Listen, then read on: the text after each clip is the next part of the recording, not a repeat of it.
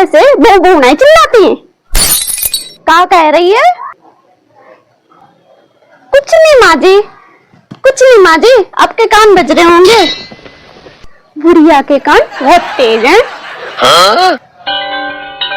कहाँ चल दी?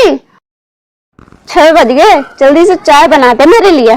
बड़ी बहू को कभी बोलना नहीं पड़ता, हमारे जन्म से पहले चाय बना देती। तो माँ जी अब कौन सी जिठानी जी तीर्थों पे चली गई हैं, अब उनसे बनवा लो चाय।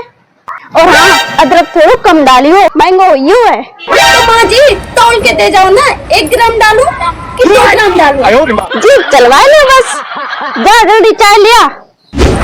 अभी लाती हूँ। लो माँ जी,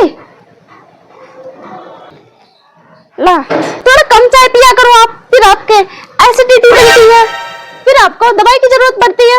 अब तो कौन से तुम्हारे आदमी के पैसे की खाता है, माँ आदमी लेके आओ तो खाता है।